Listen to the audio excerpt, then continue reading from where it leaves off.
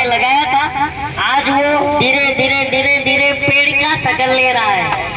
तो और उसके उदाहरण हमारे असीरुद्दीन साहब हैं, जो कलकत्ता से चलकर आए हैं। और ऐसा नहीं है कि शाह बिरादरी दिल्ली में नहीं है, दिल्ली में भी काफी तादाद में है। और ये हमारे साथ खड़े हैं और अपना समर्थन भी दे रहे हैं। और जहाँ तक भी जो सोशल मीडिया के माध्यम से अगर जहाँ तक भी मुझे लोग सुनते हैं, मैं बार बार कह रहा हूँ कि मिशन सेव कॉन्स्टिट्यूशन से जुड़िए और जुड़ने के बाद अपने पावर को फील कीजिए। जिस तरह से हम हर उस जिसके साथ अन्याय हो रहा है, हम उसके साथ खड़े मिलेंगे और उनकी लड़ाई को मुस्तैदी से लड़ेंगे। चाहे आज असीरुद्दीन साहब आए हैं, कल जितने भी साथी जहां भी हैं, आइए और जुड़िए और अपना समर्थन दीजिए। क्योंकि अकेला आदमी क्रांति नहीं लाता। अकेला आदमी क्या करता है? सब्जी लाता है बाजार से। लेकिन अगर जुड़ते चले जाए हम तो कारवा बनेगा, और कारवा बनेगा तो हमारी बात सुनी जाएगी। अभी आपको पता है कि बिहार में जातिगत आरक्षण ये जनगणना हो गया, तो बहुत टेंशन में सरकार। क्योंकि पता है ना, कांशीराम जी भी कहते थे जिसकी जितनी संख्या भारी उसकी उतनी हिस्सेदारी। तो ये चीज है, अब इनको समझ में आ रहा है कि क्या होता है। जैसे हिरन के नाभि में कस्तूरी होती है, और वो कस्तूरी जब महक आता है तो वो उस महक को ढूंढते हुए इधर उधर भागती है। लेकिन आज जो है हिरन तो पहचान नहीं पाती है कि भाई कस्तूरी तो मेरे नाभि में है। वैसे ही भारत के जो दबे कुचले माइनॉरिटी और दलित SC ST माइनॉरिटी हैं, उनको खुद को नहीं पता है कि संविधान में उनको पावर क्या दिया गया है।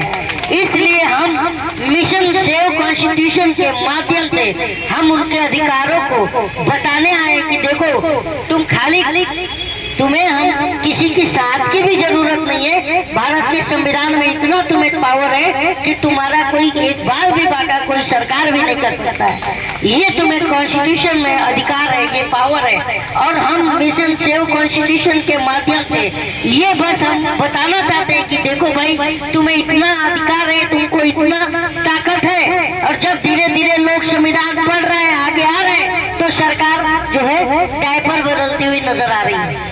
आपको पता होगा, क्योंकि ये खुद डरपोक लोग हैं। जब क्या होता है, जब डरते हैं तो क्या है, जब सरकार डरती है, जब मोदी डरता है तो पुलिस को आगे करता है। आपको पता है, आज अभिषेक शर्मा, देखिए, जो भी इस देश की लोकतंत्र और संवैधानिक प्रणाली को बचाने की बात करेगा, हम उसका समर्थन करेंगे भाई। क्योंकि संविधान बचेगा तो देश बचेगा, धर्म बचेगा। जब संविधान नहीं बचेगा, तुम्हारा घर भी नहीं बचेगा, तुम्हारा धर्म भी नहीं बचेगा।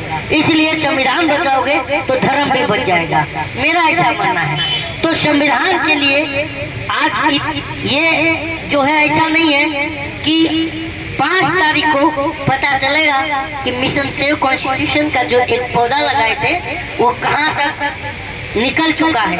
और अभी तो हम असीरुद्दीन भाई हमारे बहुत पुराने दोस्त हैं, तो मैंने उनसे अभी जिक्र करी थी दोपहर में, और ये तुरंत हमारे साथ यहाँ आके हमारे बीच आ गए। तो कहने का मतलब, असीरुद्दीन साहब यहाँ पर हमने कॉल करके आए कि भाई कहाँ पर एड्रेस है। लेकिन असीरुद्दीन साहब ने इस धरने को कलकत्ता में बैठ के देख रहे थे, अभी आपको बताया भी उन्होंने।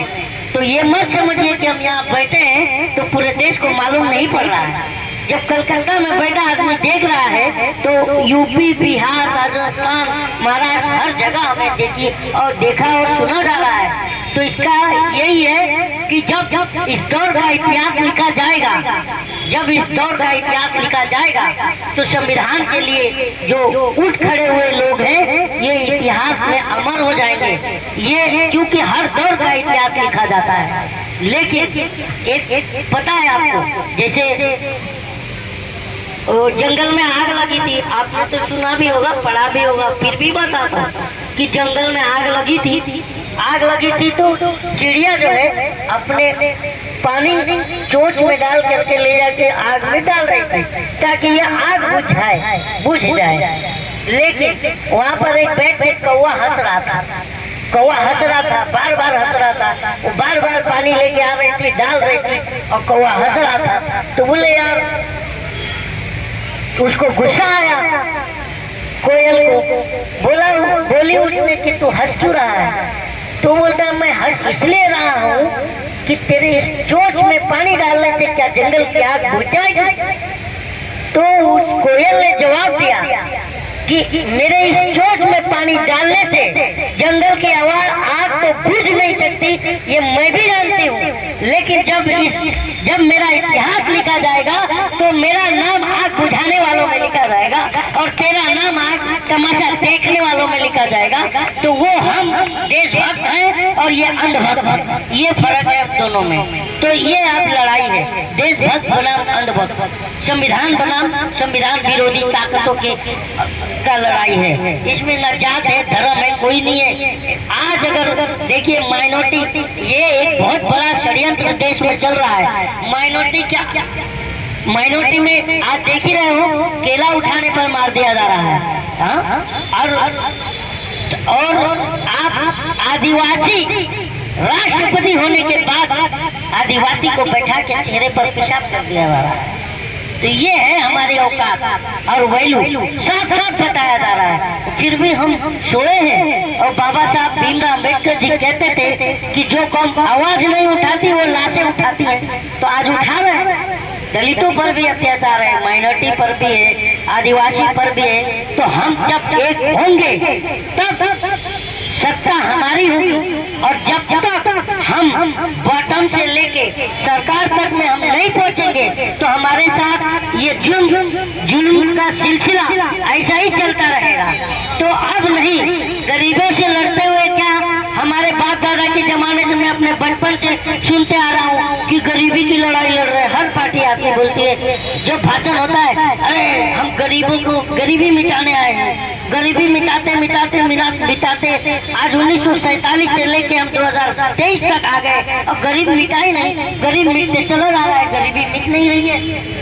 तो अब हमें ये सिलसिला नहीं चाहिए। अब हम तुमको मिटाएंगे, अपने वोटों के माध्यम से तुम्हें मिटाएंगे। और ये हमें कॉन्स्टिट्यूशन में पावर है। तो जब तक हम अपने अधिकारों को पढ़ेंगे नहीं, जब तक उसे समझेंगे नहीं, तो हम कैसे लड़ेंगे? आवाज देखिए, सामाजिक और राजनीतिक लड़ाई ताकत से नहीं लड़ी जाती है, विचारों से लड़ी जाती है। और एजुकेशन, आज डॉक्टर भीमराव अम्बेडकर, मैं महाराष्ट्र से आता हूँ, मराठी में लिखते थे, कहते थे शिक्षित हुआ, संगठित हुआ, मग संघर्ष करा। पहले आप शिक्षित हो जाइए, फिर संगठन बनाइए, फिर क्या संघर्ष कीजिए। तो आज बताइए, जैसे कोई संगठित होने की कोशिश करता है, उसी में क्या होता है, जैसे बिरयानी कोई पकता है, उसमें आके ये अंधभक्त आरएसएस, बीजेपी और ये जो संविधान विरोधी ताकत है, उसमें एक ढक्कन जो है घासलेट, क्या बोलते हैं, घासलेट, मिट्टी का तेल डाल कर चले जाते हैं। बताइए, इतना बड़ा देश में बिरयानी बना हो और उसमें एक ढक्कन मिट्टी का तेल डाल दो तो आप खा पाओगे? तो जैसे हम जो है दलित, माइनॉरिटी, आदिवासी अपना संगठन बनाते हैं, उसमें ये घुस जाते हैं और हमें लड़ा करके उसको फोड़ करके अलग कर देते हैं। तो इस चीज को हमें समझना पड़ेगा। और जब हम जब एक होते हैं तो हमारी ताकतों से ना ये घबराते हैं। ये क्या होता है, डरा कर वो जीता है जिसकी हड्डियों में पानी भरा होता है, और ये डरा कर जी रहे हैं। आज देखिए, पत्रकार की बात करते हैं कि अभिव्यक्ति की आजादी होनी चाहिए, और उस अभिव्यक्ति की आजादी पर आज पहला प्रहार अभिषेक शर्मा पर यूएपीए लगा रहे हो। क्या किया है एक पत्रकार, कौन सा हथियार उठाया था अभिषेक शर्मा ने? तो ये सब चीजें, जो संविधान की बात करेगा हम उसके साथ खड़े रहेंगे, जो लोकतंत्र की बात करेगा हम उसके साथ खड़े मिलेंगे। चाहे अगर संविधान बचाने के लिए हमें 50 बार जेल जाना पड़ेगा, 50 बार जेल में जाएंगे, हमें जेल में डाल के तुम मार भी दोगे, लेकिन जिंदा रहेंगे तो तुम्हारी सुताई करते रहेंगे दौड़ा दौड़ा के। और ये हमें कॉन्स्टिट्यूशन में राइट है, और वो है हमारा वोट। और अब तो हम इस चुनाव जैसे ही ये मिशन सेव कॉन्स्टिट्यूशन एक ऐसा प्लेटफॉर्म है कि अब हम राइट टू रिकॉल का भी मांग करेंगे। जो नेता बंदर की तरह इधर से उधर दल बदल करता है, हम उसे जमीन पर पटकेंगे। ये मिशन सेव कॉन्स्टिट्यूशन के प्लेटफॉर्म के माध्यम से हम राइट टू रिकॉल का भी मांग करेंगे। बहुत हमें दुख होता है कि हमारे बीच का नेता, हमने जिसे जीता के भेजा, वो भाग जाता है उस दल में, उस दल में, इस दल में। अबे उसी दल में हम तुम्हें डुबा देंगे। इस बार राइट टू रिकॉल की मांग करेंगे और इनका जो है ये ऐसा प्रावधान होना चाहिए। हम जिसको चुनते हैं वही हमें ढूंढते हैं। ऐसा क्यों भाई? अगर हम 5 साल के लिए नेता चुन देते हैं और आप सबको पता होगा वो 5 साल भी नहीं टिकता, 1 साल में दूसरे दल में भाग जाता है। क्यों? उसको मंत्री बनना। तो हमें ये सब आज देखिए, संविधान पर प्रधानमंत्री का सलाहकार कह रहा है कि मैं संविधान बदलने आया हूँ, संविधान को बदला जाएगा, पुराना हो गया, सलाहकार कह रहा है। और 131 सांसद उस संसद में बैठ के मेज पीट रहे हैं, जो कि संविधान और संविधान की बदौलत वहां जाके बैठे, आरक्षण की बदौलत। आरक्षित सीट नहीं होता तो ये कैसे जाते? कोई लड़ने देता आपको चुनाव? तो ये सोचिए, आरक्षण के बदौलत जाके आज आरक्षण पे ही बात चल रही है, महिला आरक्षण की बात कर रहे हैं। अरे हम महिला आरक्षण का विरोध भी नहीं करते हैं, लेकिन जो तुमने जो डबल मीनिंग की बात करते हो, तो जो तुम पीछे तलवार, जो छुरी दिखाते हो, पीछे से तलवार निकालते हो, वो हम समझ गए हैं जनता। तुम महिला आरक्षण की बात करते हो और 12 साल की लड़की तुम्हारी सरकार में डबल इंजन, तो जो तुमने नारा दिया है डबल इंजन की सरकार, तो उस डबल इंजन की सरकार में उज्जैन में 8 किलोमीटर तक बच्ची जो घूम करके लोगों का दरवाजा नॉक करती है कि मेरे को हेल्प करो, ब्लीडिंग हो रहा है उनको, मेरे को हेल्प करो, उसका रेप कर दिया जाता है। मणिपुर में आदिवासी और माइनॉरिटी के कपड़े खींच लिए जाते हैं, तुम बोलते नहीं हो। तुम्हारी सरकार क्या कर रही है? रमेश बिधूरी जो जिस तरह का लैंग्वेज यूज किया लोकसभा के अंदर, ये एक माइनॉरिटी या किसी भी इंसान का जो है लिंच का भी मैं 2 परिभाषा मानता हूँ। एक मार करके लिंच करना और एक जबान पर लिंच करना, उन्माद फैलाना। तो ये संसद में क्या किया था? चरित्र हनन। तो ये क्या है कि आपको नफरत है मुसलमानों से, बहुत नफरत है, लेकिन अमीर मुसलमान दमाद चलेगा, लेकिन गरीब नहीं चलेगा। अबे दमादों को पहले लिंच करो, राइट है कि नहीं है? अमीर मुसलमान दमाद बनाते हो, गरीब मुसलमान को केला छू दे उठा लेता है मंडप से, तो तुम उसे मार देते हो, ये नहीं चलेगा। आज रमेश बिधूरी का भी प्रमोशन कर दिया आपने, जो कि एक असंवैधानिक भाषा बोलता है। उसी में अडानी पर प्रश्न उठता है तो विपक्ष के नेता की सदस्यता चली जाती है, आपको पता होगा। लेकिन उसी में माइनॉरिटी पर अगर कोई बात कहता है तो तुम वहाँ पर बैठ करके जो पूर्व स्वास्थ्य मंत्री मेज थपथपाता है, उसके पीछे बैठा पूर्व कानून मंत्री मेज थपथपाता है। तो सोचिए ये भाजपाई इस देश को कहाँ लेके जाना चाहते हैं, बताइए। और कौन कहता है कि अगर एक बात बताइए, मैं क्या ये सर्टिफिकेट भी बांटता है कि तुम राष्ट्रवादी हो? तुम राष्ट्रवादी नहीं हो, तुम देशभक्त हो, तुम देशभक्त नहीं हो। अबे तुम कौन हो? तुमसे हमको क्यों सर्टिफिकेट चाहिए? तू आके लेके जा मेरे से सर्टिफिकेट कि तू देशभक्त है या नहीं है, ये मैं प्रूफ कर दूंगा विदाउट सर्टिफिकेट। क्योंकि तुम्हारा इतिहास एक नाखून कटाने तक का भी हम ढूंढ के किताब थक जाते हैं तो नहीं मिलता है। क्यों नहीं मिलता है? तो ये कहने का मतलब है कि अब हमें जागना पड़ेगा। बार बार देखिए, बड़े से बड़े नेता आज आप सबको सचेत कर रहे हैं कि 24 के इलेक्शन में ये कुछ भी करेंगे। सुप्रीम कोर्ट कह रहा है कि तुम चुनाव में धांधली नहीं कर सकते हो, मैं नजर बनाया हुआ हूँ। ये मत सोचो कि सुप्रीम कोर्ट जो है चुनाव में दखल नहीं दे सकता। ये कहा है? नहीं कहा है। तो इसका मतलब सुप्रीम कोर्ट को भी शक है कि तुम चीटर हो। और जनता को क्या ये बांट दिया है। जो इनके मतलब के वोटर हैं उन्हें अंधभक्त बना करके अपने साथ मिला लिया है। अरे अंधभक्त कितने, देखो आज एक अंधभक्त बेचारी घर वापसी कर गई, सबको पता है, वह नहीं पता है तो ढूंढ लीजिएगा।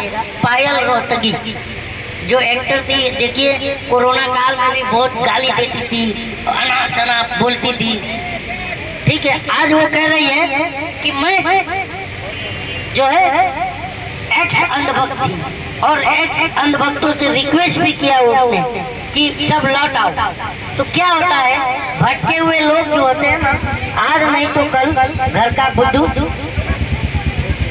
घर पर आता ही है। हाँ, तो ये आएंगे क्योंकि सबको पता है कि जो इनसे चिपकता है पहले सुताई उन्हीं की होती है। आपको याद होगा तो प्रवीण तोगड़िया हुई थी नहीं, पार्क में पाया गया था, आके बोला मेरी जान को खतरा है। भाई तो सरकार किसकी है और तुम्हारी जान को खतरा है?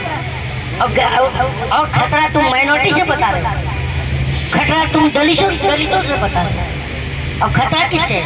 आप समझो, घर वापसी करो। मैं ये कहूँगा घर वापसी करो। आप मुझे को बोलेंगे घर वापसी का मतलब धर्म की बात नहीं, घर वापसी का मतलब भारतवासी बनो, भारतवासी बनो। भारत, तुम भारत का नाम बदलने की बात करते हो, बताओ संविधान बदलने की बात करते हो। और जो संविधान के प्रेमी हैं अभी कहता है, बहुत दुख होता है ये बात कहते हुए भी बहुत दुख होता है कि जब 6 दिसंबर आता है और जब बाबा साहब की जयंती आती है तो सीना ठोक ठोक के कहता है कि मैं भीम का सिपाही, मैं भीमराव अम्बेडकर को मानने वाला हूँ। और जब संविधान पर कोई गलत टिप्पणी करता है तो सब मुंह सील लेते हैं। क्यों सीलते? लड़े हो। क्या होता है कि इतिहास किसका लिखा जाता है? लड़ने वालों का। तलवे चाटने वालों का कहीं इतिहास लिखा गया है? बताइए। नहीं, तो मैं भी कहता हूँ, बहुत लोग मुझसे बोलते हैं अरे यार तुम ये गलत करते हो, तुम क्यों आवाज उठाते हो? तो मैं कहता हूँ भैया हमें तरक्की के फसल नहीं काटनी, तरक्की का फसल मैं भी काट लेता अगर जो थोड़े से तलवे चाट लेता, पर मुझे तलवे नहीं चाटता। मुझे क्या है, इस समय हमारा देश बहुत मतलब मैं एक चंद लाइनों से समझा रहा हूँ कि देश कहाँ पर आके खड़ा है कि अगर माहौल जहरीला हो जाए तो हर जान और तन को खतरा है। फूल को माली नोच डाले तो चमन को खतरा है। आज देखिए, माली का मतलब प्रधानमंत्री मोदी और माली मतलब फूल हम जनता हैं। तो बताइए हमें लड़ा रहा है, हमें नोच रहा है कि नहीं पता सरकार? बताइए ना। तो फूल को माली नोच डाले तो चमन को खतरा है, औलाद निकम्मी हो जाए तो धन को खतरा है, और सरकार निकम्मी हो जाए तो वतन को खतरा है। आज वतन खतरे में, वतन खतरे में। तो ये देश सबका है, लेकिन क्या है, ये हमारा जो देश है तमाशा देखने वालों में ज्यादा शुमार होता है। अगर मोहल्ले में एक लुंगी बेचने वाला आ जाए, भले लेना ना हो तो 50 जन खड़े हो। एक धोती बेचने वाला, चड्डी बेचने वाला आ जाए, भले लेना ना हो तो 50 जन खड़े हो जाएंगे। लेकिन जैसे ही बोलो कि आज फलाना जगह तुम्हारा निमंत्रण है, दावत है, तो लाइन लगा के जाएंगे कि घर भर का दावत है, चलो तो लाइन लगा के जाएंगे। अब कोई रिश्तेदार मर गया तो अरे यार फलाना मर गया, दुकान बंद करो, चलो जल्दी चलो, तभी भी भागेंगे। लेकिन सामाजिक संघर्ष में बोलो कि हिस्सा ले लो, तुम्हारे बच्चों का भविष्य बचाना है, उसमें हिस्सा ले लो, तो नहीं आते हैं। ऐसे मुर्दा कौन हो चुके हैं। कब जागेंगे? जागना पड़ेगा, और जब हम जागेंगे तब हम चिल्लाएंगे।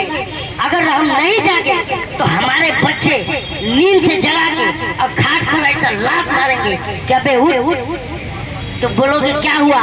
तो बोलेगा कि अबे जब हमारा भविष्य लूटा जा रहा था तो तू क्यों नहीं बोल रहा था, क्यों नहीं चिल्ला रहा था, क्यों नहीं विरोध कर रहा था? तब हमारे पास क्या जवाब होगा? कोई जवाब नहीं। तो हमारे बच्चे हमारी सुताई करेंगे, जगा के नींद के, तो जागना पड़ेगा। वो लात खा के, बच्चे का लात खा के उठने से जागने से अच्छा है अभी जाग जाओ। मेरा ये कहना है।